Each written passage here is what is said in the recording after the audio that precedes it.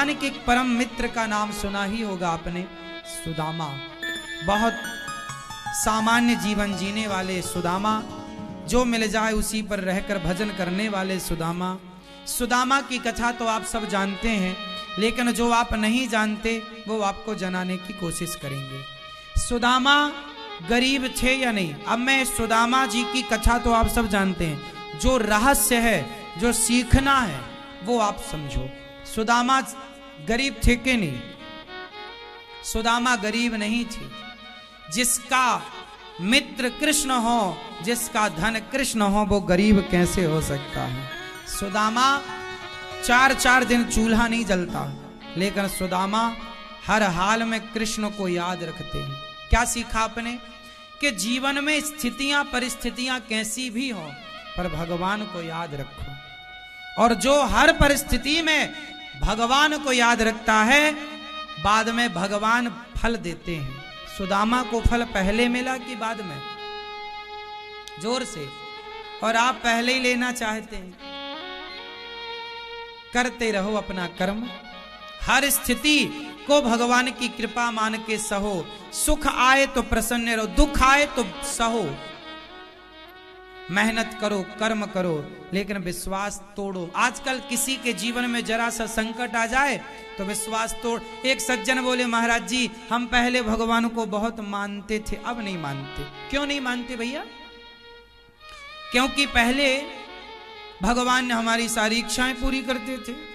हमने कहा कि बहू के बेटा होना चाहिए, बेटी हो गई। भगवान में कोई श्रद्धा नहीं है। देखो, भगवान की भक्ति ना कुछ डिमांड रख के मत करो। भगवान की भक्ति स्वार्थ से। आज लोग मंदिर जाते तो हैं, पर स्वार्थ लेकर जाते। मंदिर जाओ, जरा बताओ कि मंदिर जाने वालों में कितने लोग ऐसे हैं जो निस्वार्थ जा रहे हैं? कितने %? इसलिए स्वार्थ क्यों? अरे भगवान से कुछ मांगना क्यों? क्या भगवान अंधे हैं? अरे भगवान क्या नहीं देख रहे हैं कि हमें किस चीज की जरूरत है? सुदामा द्वारिका गए, बताओ कुछ मांगने गए थे क्या? जोर से, जोर से।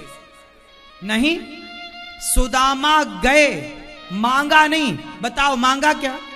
मांगा नहीं। तो बिना मांगे भगवान ने दिया कि नहीं? जोर से। जब बिना मांगे सुदामा को दिया, तुम्हारा काम है मंदिर जाना, तुम्हारा काम है भगवान तक जाना। सुदामा का काम था भगवान तक जाना, गए तो मांगा नहीं। भगवान को पता है कि मेरे भक्त को क्या चाहिए, मांग कर छोटे क्यों बन जाओ। सुदामा ने यदि कृष्ण से मांगा होता तो क्या मांगा होता और कितना मांगा होता? सुदामा उतना मांग भी नहीं सकते थे जितना भगवान ने दे दिया। सही है या गलत है? इसलिए आप भगवान के दर पर जाओ, भगवान बिहारी जी तक जाओ, भगवान का दर्शन करो, मांगो मत। उन्हें वो अंधे थोड़ी हैं, हम अंधे हो सकते हैं। सूरदास जी बिहारी जी आए, लोगों ने कहा तुम तो अंधे हो, तुम क्यों आते हो मंदिर, तुम थोड़ी देख पाते हो। बोले हम नहीं देख सकते तो क्या हुआ, भगवान तो हमें देख सकते हैं। हम उन्हें नहीं देख पाए, वो तो आप वृंदावन आए हो, आप बिहारी जी को देख पाओ ना देख पाओ, पर बिहारी जी ने आपको देख लिया कि आप आए हैं। सुदामा आए हैं, बस द्वारिकाधीश दौड़ पड़े। दौड़े कि नहीं? और दौड़े तो सुदामा को गले लगाया, आसन पर बिठाया, चरण धोए, मांगा कि भाभी ने क्या भेजा है। सोचिए, सुदामा इतने गरीब थे, आपकी भाषा में गरीब, मेरी भाषा में वो गरीब नहीं थे, पर व्यवहार में गरीब कहकर संबोधित कर रहे हैं। गरीब थे सुदामा, लेकिन फिर भी सुदामा कृष्ण से लेने नहीं, कृष्ण को देने आए थे। क्या दिया? जोर से। भगवान कहते हैं तुम्हारी जो हैसियत है देने की, तुम अपनी हैसियत से दो मुझे, मैं अपनी हैसियत से दूंगा तुम्हें। जो तुम्हारी हैसियत है, सुदामा की हैसियत थी 4 मुट्ठी चावल देने की, तो सुदामा जी ने 4 मुट्ठी चावल दिया। भगवान की हैसियत थी लोगों की संपदा देने की, दे दी। इसलिए मेरी मां, मंदिर जाओ, दर्शन करो, पूजा करो, मांगो मत। सुदामा ने नहीं मांगा, सब दिया। 1 मुट्ठी चावल खाए, त्रैलोक्य को तृप्त कर दिया। दूसरी मुट्ठी खाने लगे, रुक्मणी अम्बा ने हाथ पकड़ लिया, सबको दे दिया, बांट दिया। सुदामा की पूजा की, दर्शन किया, रहे। सुदामा जी वापस गए।